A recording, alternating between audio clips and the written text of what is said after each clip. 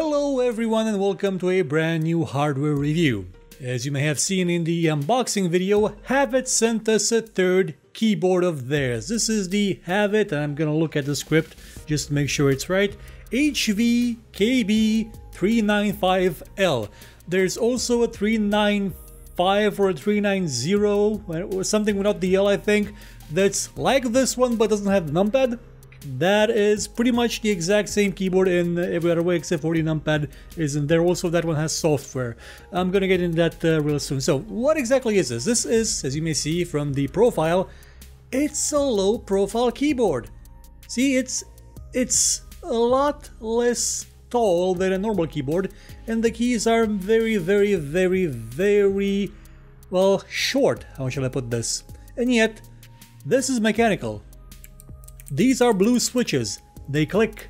They have sort of a tactile feedback to them, and also a clicky, very audible, very loud feedback. But is it any good? Well, stay tuned for the full review and you will find out. Also, thank you to the people at Havit for sending us a third one. This is the third one we've had from them in the past year. I'm still using the first one they sent, and the other one I think is still at Raul's. He's using that too. So yeah, so far they've been very nice to us, and they are letting me keep this. And I'm probably going to send this to one of our friends from Discord. Well, so let's get on with the full review. The first thing you're going to notice about this is that there's no cable. It's not Bluetooth like the other one. I still have it somewhere around there. That thing actually has a really good battery life. It's been standing still for about 2 weeks and it still hasn't died. I just keep mashing it from time to time to have the LEDs light up. But no, this isn't Bluetooth, but it does have a detachable USB cable. And it, do not use different cables with it. There was an issue when we saw the unboxing, right? There was an issue with it actually working on Windows 10. There's a problem where this is not properly recognized through a USB hub. And when I installed it using the USB cable from the Bluetooth keyboard, it will just appear as something completely unrecognizable. Whereas with its own cable, it would be recognized, just fail, and be recognized again and stuck in a boot loop. But yeah, the cable that comes with it is okay, it's detachable, and the reason it is detachable is because this keyboard is made to be portable. It's made to be low profile. It's made to not occupy a lot of space. Also, again, it does have a version that doesn't have a numpad in case you really want even less space occupied by it. Now, in terms of ergonomics, there is pretty much nothing, well, almost nothing wasted on this keyboard. Like, it's got very thin edges. It's very thin in pretty much every way imaginable. It's made out of aluminum, like the faceplate. This is aluminum. It is a very nice. It's a black finish. It has a black paint to it and a logo here as well. But the edges are the silverish color you normally see in aluminum face-plated keyboards. The keycaps themselves, they don't stand out. They're not battle. There's one issue where the space key doesn't fully light up because there's just one central LED, and the bits at the edge are not properly lit up when they're in function, when they're activated. But for the most part, they're okay. They do seem to be quite a massive fingerprint magnet, like even more than normal keyboards. The other ones I had. These seem to soak up fingerprints like, well, nothing else I've seen before. It's actually kind of annoying. On the back, you also have the traditional extendable feet with the rubber grips on them, so you'll not have troubles with the sliding. It is quite a light keyboard, so thanks to these rubber feet, you will not have it slide. Also, some rubber feet down here. So it's a very nice addition. There's one more rubber element. Well, I think it's actually plastic, but there's a bit here that helps it keep balanced, which is something that the other keyboard did not have, and that's why it's kind of wobbly. Yeah, in terms of design, in terms of the way it looks, aesthetics, it is well built. It looks nice and is functional, even though it is a low profile. I personally have a problem with the low profile keyboards. I'm not a big fan of them. For the most part, they do not feel right when typing. There is no feedback to them. But this one actually is an improvement upon the idea of a low-profile keyboard because it has mechanical switches. Now, these are Kale blue low-profile switches. I have had issues in the past with Kale brown switches. The point where I do not recommend you ever use Kale brown switches. They will fail. outright they will fail. Like the other keyboard I have has keys that have begun to fail a year after I got it, but still they have started failing, and yes, some of them already failed out of the box. Not to the point where they're unusable like the first keyboard we reviewed, the what was it, the Kinetic Genesis one. Yeah, that one had broken keys from the get-go, and it was very, very, very sad, because otherwise that would have been a very neat keyboard. Kill hasn't done something similar with these ones. These ones actually work. Like from the box, each one of these keys functions properly. They don't doubly execute, they don't forget to execute, they just work. And I like the design.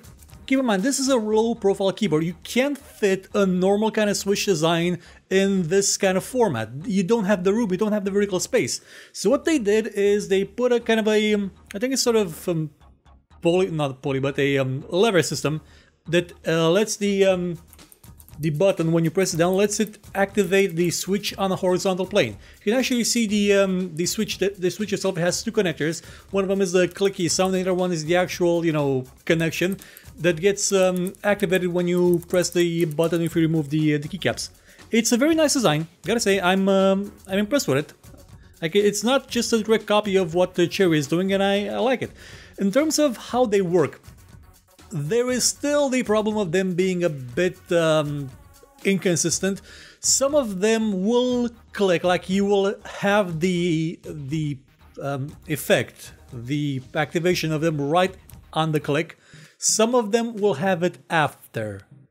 Now, if this was a normal keyboard, that would have been a deal breaker for me, because if you have the activation after the click, on a normal keyboard you still have a lot of travel left, but this is a low profile one. There isn't that much travel in them to begin with, so even if the activation is beyond the point of the click, it's not a lot of it. It's a couple of parts of a millimeter. Yeah, if you're typing fast, like what happened to me at my day job, yeah, you may miss a letter or two, but it's not a complete deal breaker. In terms of gaming performance, that will not actually matter, because you're gonna mash the buttons as hard as you can usually, and again, it's not a big problem.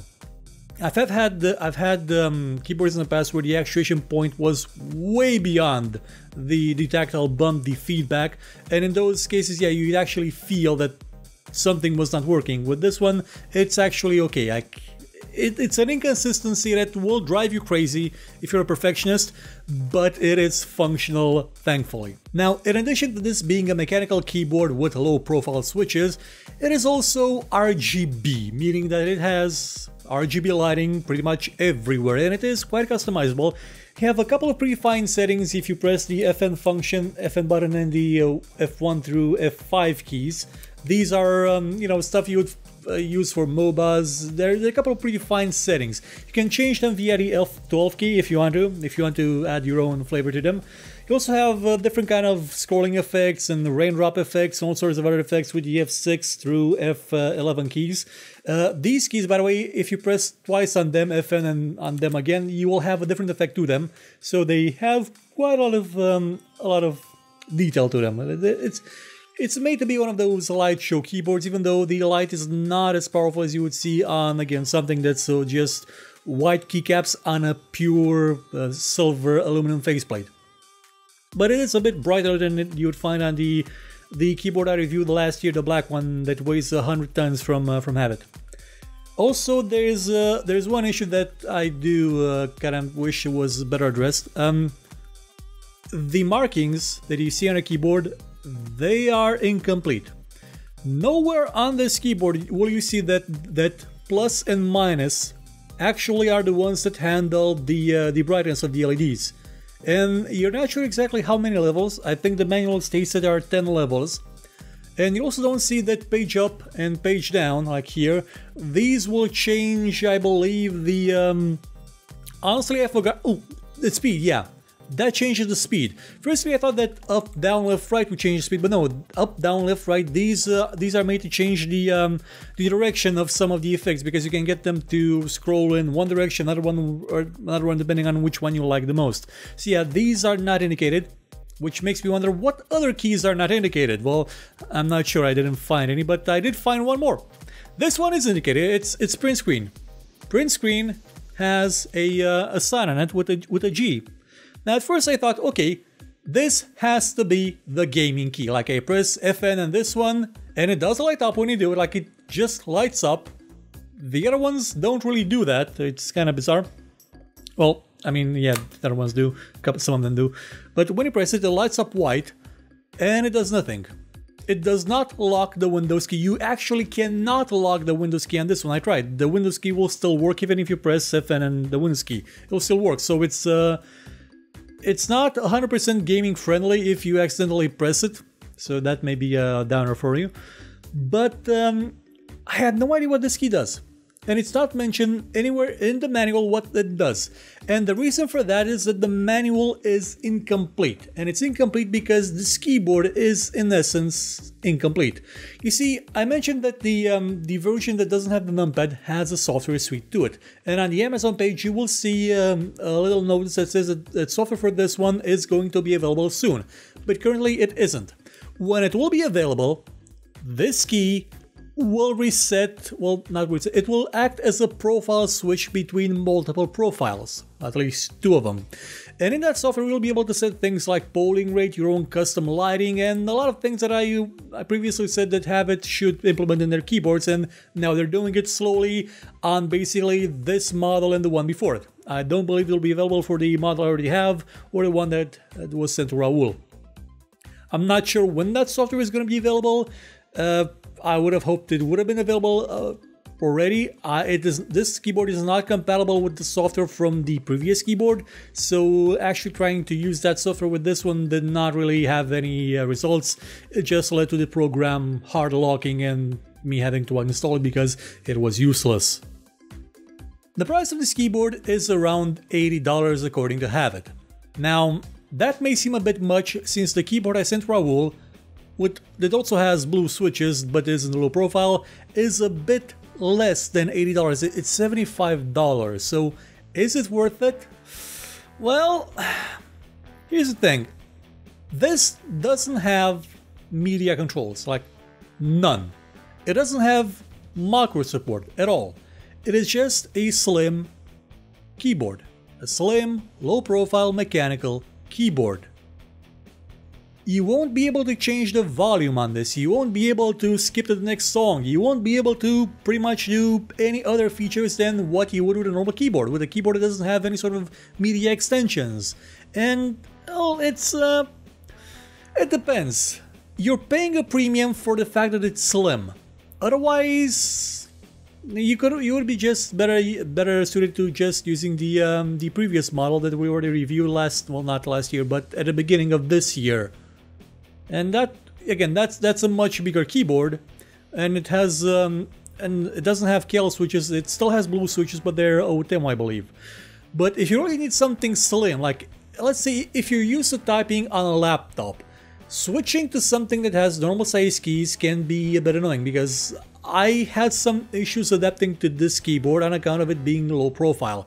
The switches they're in the same place, like the buttons are in the same place, the keys are in the same place, but the fact that there's a height difference makes them feel like they're somewhere else. And switching back to a normal keyboard also required some adaptation from me, and yeah, it's better if you have the kind of keyboard that you are used to using all the time, otherwise you will have problems adapting and adjusting to whatever kind of new keyboard you have. And if you do want one that's low profile, and yeah, maybe, I mean, this keyboard's good, it's solid, like it's well built, there's not a lot of flex to it, it probably won't break. You could probably use it as a weapon in the zombie apocalypse, and it does have full smash your head over it and key roll over, because again, it's mechanical switches, it works just well.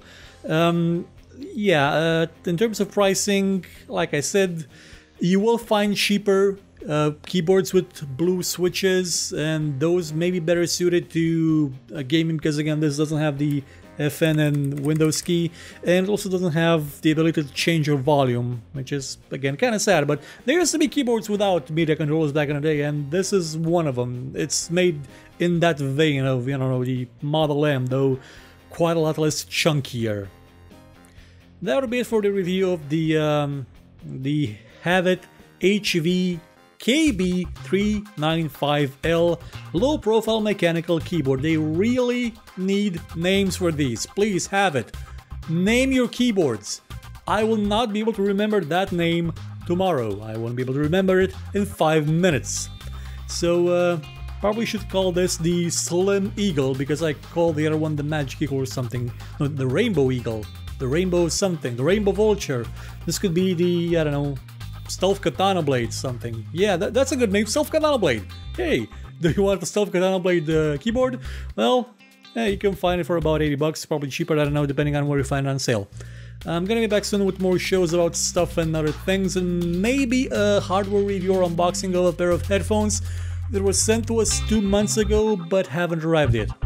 I'm not sure what is up with that. So, goodbye.